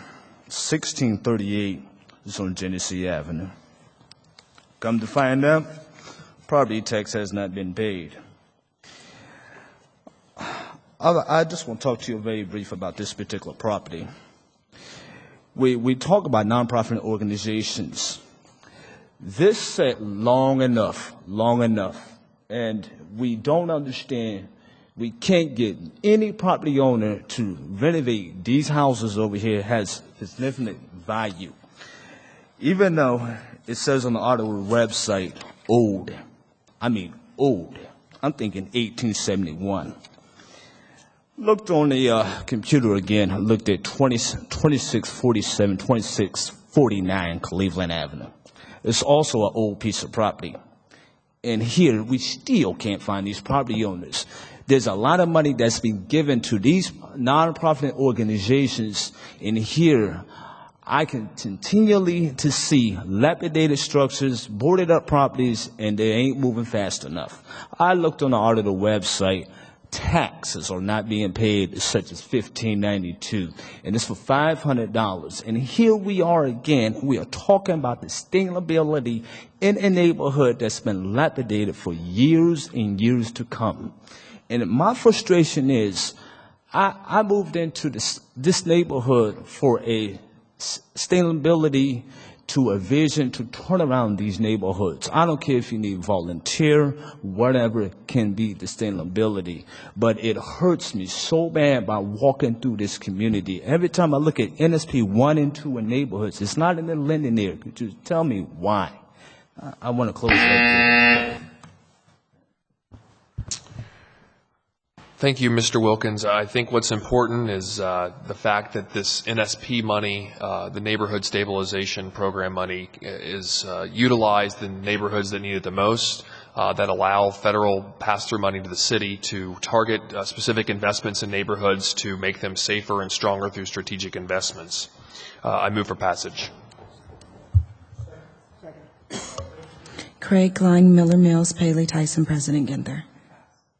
2414-2012 to authorize and direct the city auditor to cancel $79,000 from a purchase order to authorize the transfer of $14,000 within the General Government Grant Fund, NSP1 grant, to authorize the Director of the Department of Development to provide loans and grants to eligible projects and activities associated with the NSP, to authorize the Director of the Department of Development to modify various contracts for NSP1 property maintenance activities, to authorize the expenditure of $44,000 from the General Government Grant Fund, NSP1 grant, and to declare an emergency. Seeing no speakers, I move for passage. Craig Klein, Miller Mills, Paley, Tyson, President Ginther. And that's all I have. Thank you. Thank you, Councilmember Klein. Our next committee is the Technology Committee. President Pro Tem Miller chairs that committee. Mr. Chairman, the floor is yours. Thank you, President Ginther. In Technology Committee tonight, we have one item. It's 2359-2012 to authorize the directors of the Department of Technology and the Department of Public Utilities to modify an existing contract and increase funding with Ventex Incorporated for professional service to upgrade the Columbus utility billing system, to waive the competitive bidding provision in accordance with the Columbus City Code, to authorize the expenditure of $236,000 from the Department of Technology Information Services Fund, and to declare an emergency. The existing system, the CUP system, the Ventex system vendor, of course, has the unique knowledge of all the DPU customization for this system and making them uniquely capable of completing the required work. If there's no questions or comments, I move for passage. Craig Klein, Miller Mills, Paley, Tyson, President Ginther. And that is all we have in Technology Committee tonight, President Ginther. Thank you, President Pro Tem Miller. Our next committee is the Public Safety and Judiciary Committee. Councilmember Mills chairs that committee. Madam Chair, the floor is yours. Thank you, President Ginther. Tonight in Public Safety and Judiciary are the following ordinances. Ordinance 2325-2012 to authorize and direct the Public Safety Director to enter into contracts with Gail Patrick and Marcus Ross to serve as hearing officers to conduct and preside over administrative hearings for appeals of the automated photo traffic enforcement system, violations for the Division of Police, to authorize an appropriation in the Photo Red Light Fund, to authorize expenditure of $40,000 for these contracts, to waive Chapter 329 of the Columbus City Code as it relates to the procurement of professional services, and to declare an emergency. Individuals are served with the notice of liability under Chapter 2115, and they may request an administrative hearing to contest the notice of liability. Currently, Gail Patrick and Marcus Ross have undergone training and have years of experience administering these specific photo red light hearings, and they've worked for the City of Columbus for many years conducting administrative hearings. These contracts will have a start date of October 1, 2012 and ending March 31st, 2013. The city has roughly doubled the photo red light program, which has resulted in more hearings. We seek to waive competitive bidding and retain the services of the qualified licensed attorneys to serve as hearing officer for such administrative hearings. I want to ask Deputy Director Speaks to add some additional comments related to the photo red light program. Deputy Director Speaks. Chairman Mills, members of council, thank you. First, let me say the Department of Public Safety is very proud of our Focus on Safety photo red light program. We are looked upon as a national best practice model, and as shown earlier this year by the comprehensive in-depth study by Ohio State University, we've experienced a 74% decrease in deadly right-angle crashes at these photo-equipped intersections. As Councilmember Mills said, we have doubled our number of intersections. That was accomplished in September with our last intersection being built at Morris and Sunbury. Therefore, our appeals are increasing which is why we're asking you for additional monies for our photo red light hearing officers, and they've been doing an excellent job for a number of years. And if I could, I'd like to respectfully offer some advice for some folks who may be thinking of appealing a citation. And that is, many folks who appeal simply do not watch the 11-second video of the alleged infraction.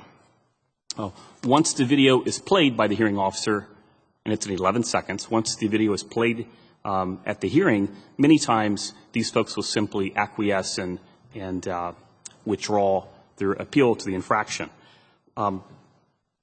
If folks were to take the time and watch the video, they may save themselves some time, and quite frankly, they would save the city some money with respect to the hearing officers. The manner in which to access the video is given in detail on the citation. There is a website in which to log on to, and then a citation code that can be put into the computer so folks can watch those videos. So I thank you for your consideration of this ordinance. Thank you, Deputy Director. If there are no other comments or questions, I move for passage. Craig Klein, Miller Mills, Paley, Tyson, President Ginther. Next, I have Ordinance 2344-2012 to authorize and direct the administrative judge of the Franklin County Municipal Court to establish a purchase order with Jaloha, I knew I was going to mess that one up, Enterprises for the purchase of an update to an existing digital recording system for the Franklin County Municipal Court judges, and to authorize the expenditure of $10,583 from the computer fund, and to waive competitive bidding requirements of Chapter 329 Columbus City Codes, and to declare an emergency. We're asking to waive competitive bidding for this as an upgrade to our current existing system, which is specific to this vendor. If there are no other comments or questions, I move for passage. Craig Klein, Miller Mills, Paley, Tyson, President Ginther. Next, I have Ordinance 2376-2012 to authorize and direct the administrative judge of the Franklin County to authorize the Director of Public Safety to modify and extend the current contract with Max Resources, DBA Clean Scene Biorecovery Services for biohazardous waste collection and disposal services for the Division of Fire, to waive the provisions of competitive bidding, to authorize the expenditure of $15,000 from the general fund, and to declare an emergency. Currently, during emergency medical runs and transports, the Division of Fire uses a variety of miscellaneous medical supplies, such as needles, gauze, bandages, etc., to treat patients in need. The Division of Fire contracts for the collection and removal of these biohazardous waste from its fire stations on an as-needed basis, and is in need to modify and extend the current contract with Max Resources doing business as Clean Scene Biorecovery Services so that these services can continue. Due to the hazardous nature of the medical waste being collected and disposed, the competitive bidding requirements of Columbus City Code 329 are being waived for this purchase to afford the Division of Fire time to necessarily prepare bid specifications and solicit bids for these particular services. If there are no other comments or questions, I move for passage. Craig Klein, Miller Mills, Paley, Tyson, President Ginther. Next, I have Ordinance 2377 to amend the 2012 capital improvement budget to authorize the city auditor to transfer funds between projects within the Department of Public Safety's bond fund, to authorize and direct the Director of Finance and Management to establish a purchase order with Public Safety Corporation in accordance with the sole source provision of Columbus City Code with Pomeroy IT Solutions to purchase an upgrade to the current Crywolf false alarm application and 5 years maintenance services, to authorize expenditure of $194,300 from the Public Safety's Capital Improvement Fund, and to declare an emergency. If there are no comments or questions, I move for passage. Craig Klein, Miller Mills, Paley, Tyson, President Ginther.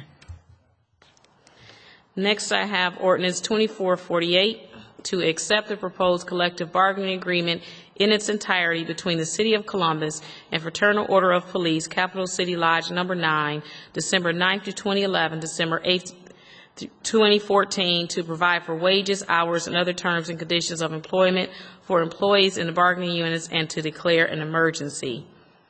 All articles of this agreement and attachments have been approved by the city and the union, including the 3 recommendations of the fact finder. Our police officers work hard each and every day to protect our citizens and our community, and I'm happy that we're able to reach an agreement that is beneficial to everyone.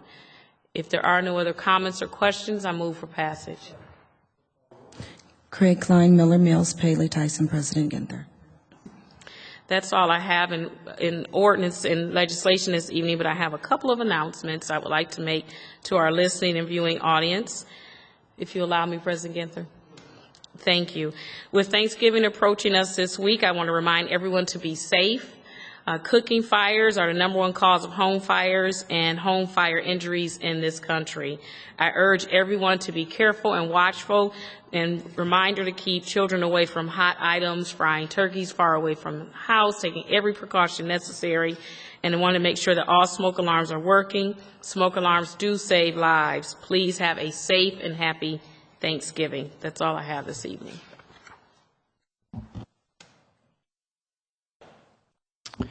Thank you, Councilmember Mills. Our next committee is the Rules and Reference Committee. I chair that committee. First, we have 2607-2012, and I want to ask Director Rakowski to make a few comments regarding this legislation. Thank you, President Ginther, members of council. As you know, we're currently in the process of working with City Council to revamp a significant portion of the city's construction code to update the responsible contracting provisions of that code. We've also been, in all honesty, struggling with the application of the city's current local credit. We continue to face issues in regard to finding a methodology that we can associate with the criteria in the manner of which we apply that credit that are objective and verifiable in all the cases where the credit is applied. Every time we think that we have this taken care of, we find another anomaly that makes it difficult for us to award contracts. We are going to correct this problem in the draft versions and in the final version that we present to council of the update to 329 that deals with responsible contracting. The current credit is a credit against price. As such, it creates issues in regard to local versus non-local and the way that we apply that credit. We're going to remove all credits against price out of the purchasing code, and instead we will incorporate the local presence in our determination of a responsible construction company and a vendor. The nature of corporations, as you know, have changed since that provision was initially placed in the code. We have much more regional presences here in Franklin County and in the city that may not be looked at as being truly local under the old code that we had, because at that time we didn't have those kinds of businesses that had a very large regional presence that contribute to our economy. So we hope that by the establishment of this new code that we'll be able to take care of these problems, that we'll be able to apply this in a very objective manner, and as such, knowing that we're very close to introducing that code change to City Council, we're asking that we suspend those other provisions of the local preference until such time as we get the other piece of code in place. Any questions for Director Rakowski? If not, move for passage. Clerk, call the roll. Craig Klein, Miller Mills, Paley, Tyson, President Ginther. Passed, and there are 2 pieces of legislation that Chairwoman Paley will be bringing forward. Thank you, President Ginther. On rules and reference this evening, I have 2 ordinances, 2350-2012 and 2358-2012. These ordinances represent the proposed 2013 water and sewer rates. In regards to these 2 ordinances, there are several things worth noting. General fund dollars are not used to provide public utility services. Maintenance and improvements to our water and sewer systems are paid for by ratepayers. In the recent years, the City of Columbus has begun and ambitious overhaul of our sanitary sewer system to not only meet the challenges of Central Ohio will face in the coming decades as a result of population growth, but also to meet the demands of 2 consent decrees with the state of Ohio to reduce sewer overflows in local waterways. We no longer receive federal funding to comply with these mandates as we have in the past, and I trust the department is doing everything possible to contain the cost as they comply with these mandates, including but not limited to utilizing low-interest loan funds as much as possible. Director Davies in the Department of Public Utilities has been and will continue to be a regional leader in emphasizing environmental responsible service delivery. Columbus utility workers are consistently recognized by their peers in other cities and states for their outstanding achievements and professionalism. I'd like to thank Director Davies and his staff for all of their hard work in keeping our rates low. The rate changes are substantially lower than I or anyone expected, and that can be attributed to the hard work and efficiencies of the Department of Utilities. With that said, I will start with Ordinance 2350, 2012, to amend Chapter 1105 of the Columbus City Code, 1959, to enact new water rates for the year beginning January 1, 2013, and to repeal the existing sections being amended. Are there any questions or comments? If not, I move for passage. Craig Klein, Miller Mills, Paley, Tyson, President Ginther. Next, I have Ordinance 2358, 2012, to amend Chapter 1147 of the Columbus City Code, 1959, to enact new sanitary sewer service rates for the year beginning January 1st, 2013, and to repeal the existing sections being amended. If there are no comments or questions, I move for passage. Craig Klein, Miller Mills, Paley, Tyson, President Ginther. That's all I have on rules and reference, but I do have one announcement if I may proceed. Thank you, President Ginther. I had a great morning on the South Side. I had the pleasure of joining Marion Franklin Civic Association, Bob Patterson, and the Hope United Methodist Church, Reverend Richard Dunbar, to celebrate the opening of Fairwood Avenue between Watkins Road and Coble Road. The new street looks great. It was completely rebuilt right down to the base of the roadway, so everything is brand new. These new sidewalks will make it much safer for pedestrians traveling on Fairwood between Watkins Road and Coble.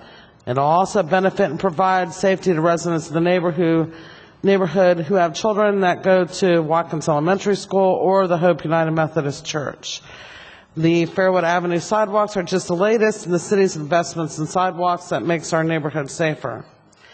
It also works with it also included installment of new storm sewers, curbs, gutters that will greatly improve the stormwater drainage. This is another perfect example of coordination between intergovernmental agencies in order to make our streets and sewers more effective and efficient. Thank you, President Ginther.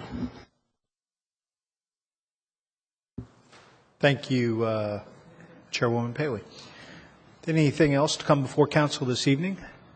Entertain a motion to adjourn. Clerk, call the roll. Craig Klein, Miller Mills, Paley, Tyson, President Ginther. We stand in adjournment. We have one non-agenda speaker we'll take momentarily.